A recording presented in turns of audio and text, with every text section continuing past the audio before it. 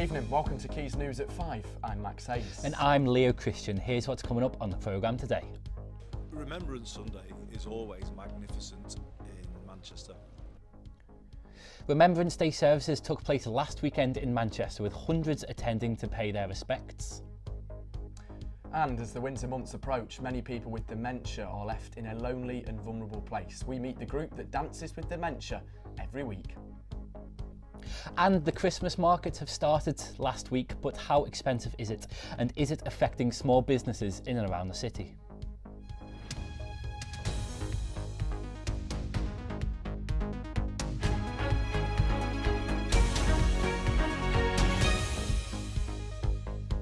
Thanks for joining us on the programme, and we begin with our top story. On Sunday morning, hundreds attended Manchester's annual Remembrance service held in St Peter's Square to pay their respects to servicemen and women who have lost their lives in conflict since the First World War.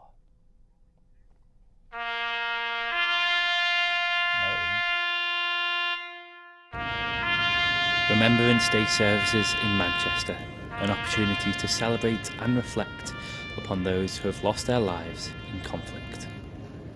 It's so moving to see all our different communities, our different faiths, different generations coming here together, and especially now as we remember and think of terrible events around the world.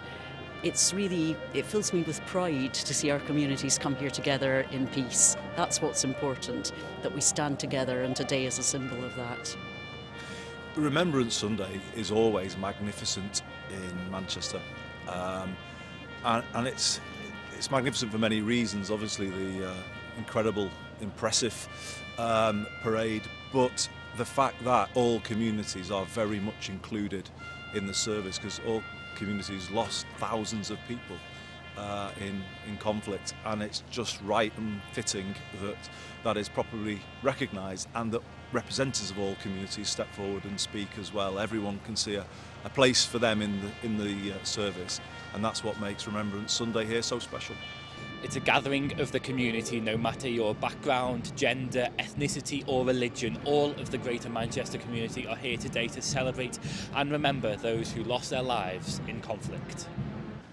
During the Second World War, there's a lot of soldiers who sacrificed their lives and sacrificed their life for peace, and then there's a reason for us together to remember their sacrifice. The service also had religious speakers represent those who have fallen from their communities. I just think it's really important, because when tragedy struck in this city, those relationships formed between the different faiths really mattered, actually, to see the faith leaders again at that time of tragedy standing together, because it then creates the togetherness in the wider community. People from Hong Kong or Muslim, different race, born together with a community. The bagpipes, I don't know what it is that happens, but something and I'm not even Scottish. And for you, it must be much more stirring. But no, it's the sound of that. You know, that's obviously the sort of deep tradition of this country. The universal sign of respect and remembrance for those who have fallen is the poppy, and you can wear it to show that you care. Leo Christian, Quays News, Manchester. Now, in other news today, the government's Rwanda asylum policy, which says it is needed to tackle small boats, is in doubt after the UK's highest court ruled it was unlawful. The Supreme Court upheld a Court of Appeal ruling which said the policy leaves people sent to Rwanda open to human rights breaches. It means the policy cannot be introduced in its current form. Rishi Sunak has signalled he is not willing to give up on the plan and has set out measures he says will revive it. Now, in another incredible week for British politics, former Prime Minister David Cameron has been appointed Foreign Secretary as Rishi Sunak reshuffles his cabinet. Mr Cameron replaces James Cleverly, who has in turn been made the new Home Secretary. Well, I know it's not usual for a Prime Minister to come back in this way, but I believe in public service. The Prime Minister asked me to do this job, and it's a time where we have some daunting challenges as a country: the conflict in the Middle East, the war in Ukraine. And in other reshuffle appointments, Steve Barclay is the new Environmental Secretary and Victoria Atkins has traded out her role to become the new Health Secretary. So what do you think of Rishi Sunak's cabinet reshuffle? Get involved in the discussion at Quays News using the hashtag Quays News. In other news, a 35-year-old woman has died in a horrific attack which led to her young children finding her with stab wounds in the chest, police have said. Perseverance in Cube was discovered by her two children in a house in Dukesgate Grove in Little Holton, Salford, and police have said she was rushed to hospital where she later died. A 45-year-old man has been arrested on suspicion of murder. Now, as the winter months approach, it can be a lonely time for many, especially those who are suffering from dementia. But one group trying to make a difference is Dancing with Dementia. The community group in Swinton is on a mission to help those suffering with dementia by providing a social space to share experiences, sing and dance. Our reporter, Mikołaj Makowiak, put on his dancing shoes to find out more. As the festive season approaches, those living with dementia are facing loneliness this Christmas. But Dancing with Dementia is like a family to those attending, creating a social space by bringing music and dance together all year round. I don't think there's anything worse than a dementia diagnosis because you've hit a brick wall. You don't know what to do and where to go. So when people come here, everyone in this room will have had a dementia journey. This group is a lifeline for those living with dementia like Mary. Oh, fantastic. Enjoy every weekend. It means a lot, really, because my son gets me out, so that's when you're on your own, isn't it, you know? The power of music and dance helps everyone here at Dancing with Dementia, so come along and put your dancing shoes on. Over 900,000 people have dementia diagnosis in the UK. Groups like these help tremendously. For those people who are living with dementia, it's the music and the dance and the company and this beautiful building which brings back so many happy memories. The whole thing started because of my sister was diagnosed with dementia. I didn't know where to go, what to do. We were just going to hospital appointments. It was dreadful, sitting in these magnolia-coloured waiting rooms, and I thought, there's got to be more than this.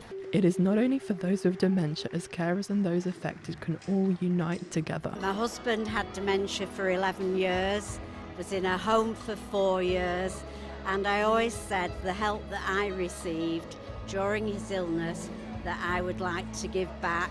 And so I support and do this as my way of saying thank you. Whilst those in Swinton have this group to rely on, others are not as fortunate and may be lonely this Christmas. Mikołaj Makowiak, Quays News. What a lovely story. If you or someone you know is suffering with dementia, the National Dementia Helpline is available on our Twitter at Quays TV. Now, the well-known Piccadilly Gardens is going under transformations, with redesign set to take place, which would split the area into two sections, according to a planning application submitted. The cost of the planned development is estimated to be around £25 million. Our reporter Beverly Segunda has the latest on this news. Sorry, we can't get that story to you now. We'll try and get it later on in the show. But now, with the need to become more eco-friendly than ever, the North West's first ever multi-charity shop has been opened right here in the heart of Media City. The shop has a wide range of quality, second-hand fashion and accessories, and our reporter Tina Perusa went to find out more. Every year, 360,000 tonnes of clothes and textiles are thrown away and wasted into landfill. Organisations like the Charity Shop Supermarket aim to prevent this from happening by encouraging people to shop more in second-hand clothing. It's great to reuse and keep things sustainable, which is definitely why I do it, but also just from a fashion sense, vintage stuff is coming back, so it's very popular. And yes, I think you can combine both and it's really good. The Charity Supermarket organisation has set up a pop-up shop here in Media City where customers can come and enjoy and shop pre-loved fashion and second-hand clothes. The clothes come from the biggest retailers in the UK and it's here to create sustainability within fashion. Items such as these ones can be found here, they're second-hand and they are here for the next 6 weeks. very excited about doing this. We do currently have a store in St James Quarter in Edinburgh, but this is the first time we're doing it in the north of England. And yeah, we're hoping the next one will be in Manchester city centre. It's amazing, basically, isn't it? I think it's a wonderful idea, and it's more power to it. There's lots to choose from, isn't there? Well, so far, yeah. Yeah. Many people are put off by second-hand clothes due to the stigma of them being worn before and the quality being not as high. But at this charity shop, you won't be able to tell the difference.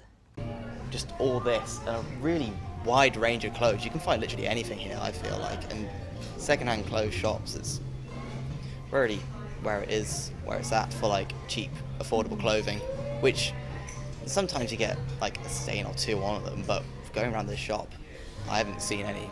Just like the second-hand shoppers at the charity supermarket, it is important to reduce, reuse and recycle our clothes, and this is a small way you can save our planet. Tina Perusa, Quays News. Now I might have to go down there, Max. As you know, I do love a good football shirt. Now, if you are looking to get all up to date with the latest celebrity gossip, Ellie and Jess join us in the studio. Girls, what do you have for us? Thank you, guys. So, I'm a Celebrity, Get Me Out of Here is returning for a new season this Sunday. The lineup has caused some very mixed feelings.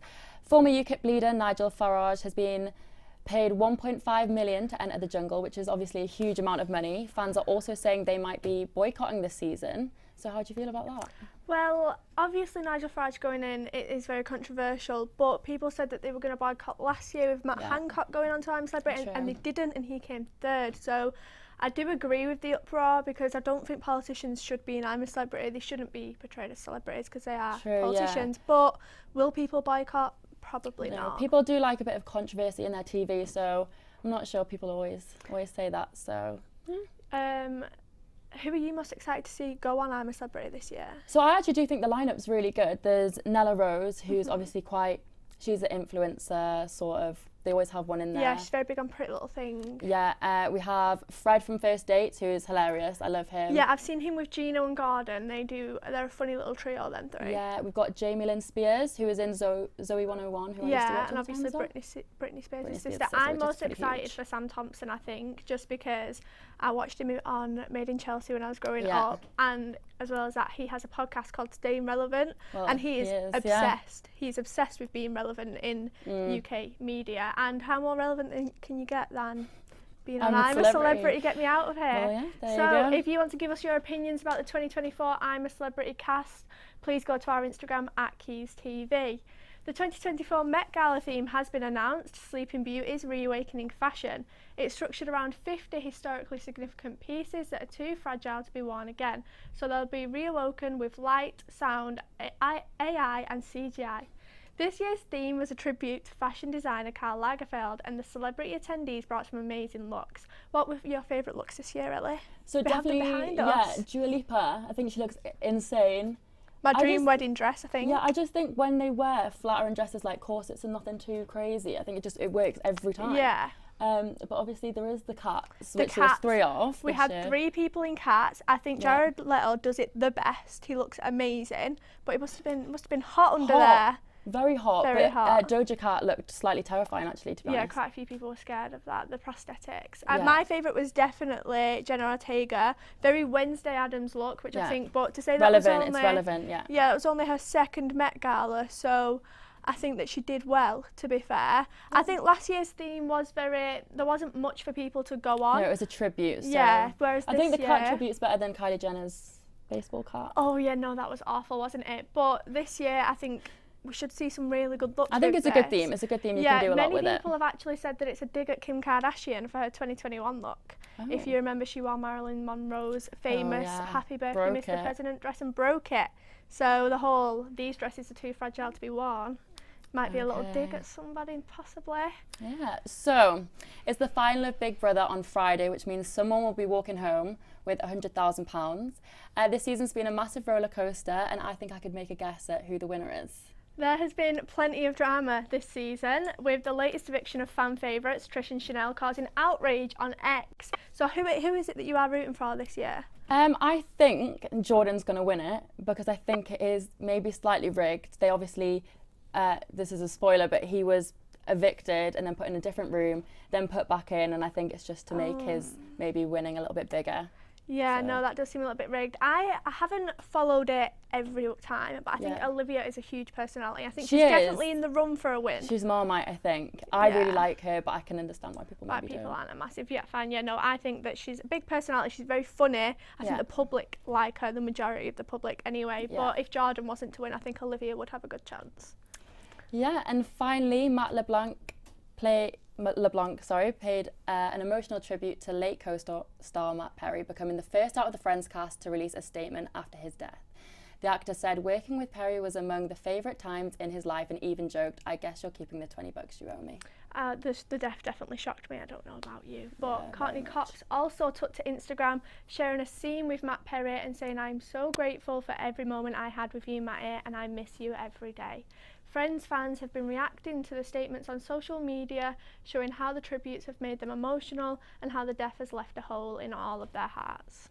So that's all we have for entertainment today. Back to Max and Leo. Were you Friends fans? Do you know what? Yeah, I was, Ellie. I was a Yeah. massive Friends fan and absolutely devastated with the news. Guilty of the pleasure, late was Matthew it? Perry. It wasn't even a guilty pleasure. I wholeheartedly No guilt. spoke out about how much I loved Friends, but yes, it was definitely heartbreaking, the news about Matthew Perry. Now, Leo, we all have a Christmas market, don't we? We do indeed. The iconic Manchester Christmas markets reopened last Saturday, but are they affecting local small businesses for the good or for the bad? And how expensive is it for the general public? Megan Folan has all the details in this report.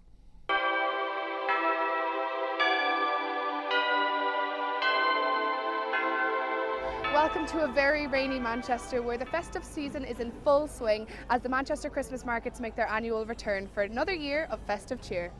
I asked the people of Manchester their thoughts on the festive stalls. It's nice, it's a nice vibe. You know, the hot chocolates and everything, the Christmas lighting, all that, really nice. There's a few nice things around, and the Christmas markets are always a nice thing to do. It's nice because they do it every year, and I think it's just not everybody likes coming, and it's just a nice thing to do once a year. But are they too expensive to shop in this year? It has gone more expensive over the past few years. Each year it does seem to increase. It's nice to look round but window shop. Yeah. Most of it is smaller businesses, so paying more for things you don't mind so much because you're supporting them instead of like corporations. How do the markets affect local small business owners? Our business, we've been here for 15 years, independently run. We're not your Starbucks or your Costas, we are literally a small little family business that's been running in the Arndale for about 15 years. Usually over the markets we're busy because it brings a lot of people into the city centre, and when it rains everyone runs into the Arndale or runs inside. But it's always good to have the markets because it brings people from other cities in. They only come in for 6 weeks.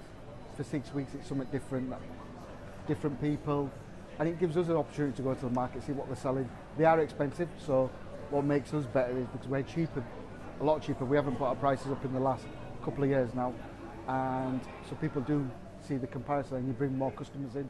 Megan Folan, reporting for Quays News, Manchester. Now, Max, I do love the Christmas markets, Me but too. you can never move. They're always so jam-packed with people. You can't even get around where you want to go. You know what I mean? Yeah, but I'll make sure I'll get the Yorkshire pudding wrap, Leo, don't worry. And the mulled wine. Exactly, And the I'll mulled just push people out of the way for Yeah, those. you've got to for the Yorkshire pudding. They are the best things, aren't they? Surely food-wise, the Yorkshire pudding wraps. And then you've got the warm cider as well. That also slaps, I must say. That Yeah, is also the Bailey's hot chocolate. Bailey's hot chocolate. Can't go wrong with the Bailey's hot chocolate. We Can't do go love wrong that. with Do it. drink responsibly. Yeah, of course, drink responsibly. That's all we've got time for tonight on this programme. But we'll be back next week at 5 for another week of Quays News. Have a good rest of the evening. Goodbye. Goodbye.